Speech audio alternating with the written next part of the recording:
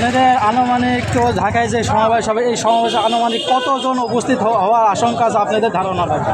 জি আলহামদুলিল্লাহ, সেখানে প্রায় 1 কোটি মানুষের সমাগম হবে সারা দেশ থেকে। আপনারা জানেন সারা দেশে ঢাকা সহ সারা দেশের প্রত্যেকটি গ্রাম মহল্লা থেকে আমাদের এই জনগণ স্রোতের মতো চলে যাচ্ছে, শুরু হয়েছে এবং আগামী 19 তারিখ ভোর পর্যন্ত আমরা সেখানে পৌঁছে যাবো ইনশাআল্লাহ। প্রধান অতিথি হিসেবে উপস্থিত থাকবেন? আলহামদুলিল্লাহ, প্রধান অতিথি হিসেবে উপস্থিত থাকবেন বাংলাদেশ জামাত ইসলামীর আমির, প্রান্তীয় নেতা, জনমানুষের নেতা, এদেশের মানুষের আগামী দিনের ভবিষ্যৎ কর্ণধার মানুষ আশা করতেছেন সেই প্রান্তীয় নেতা ডাক্তার শফিকুর রহমান।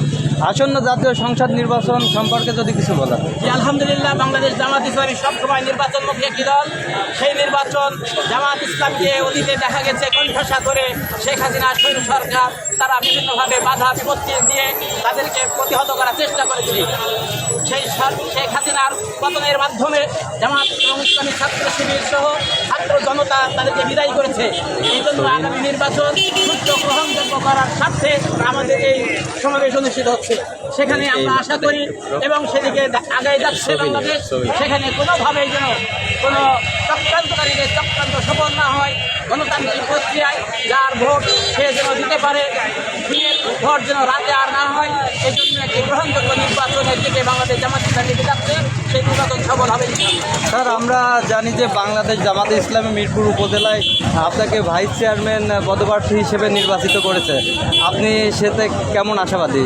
আলহামদুলিল্লাহ, বাংলাদেশ জামাত ইসলামী যাকে যেখানে প্রার্থী মনোনীত করেছে, বাছাই করেছে, ভোটের মাধ্যমে হয়েছে, সেই নির্বাচনে বাংলাদেশ জামাত ইসলামী আমার উপরে যে অর্পিত দায়িত্ব দিয়েছে, আমি মনে করি বাংলাদেশ জামাত ইসলামীর এই দাবি অত্যন্ত যৌক্তিক এবং সঠিক হয়েছে।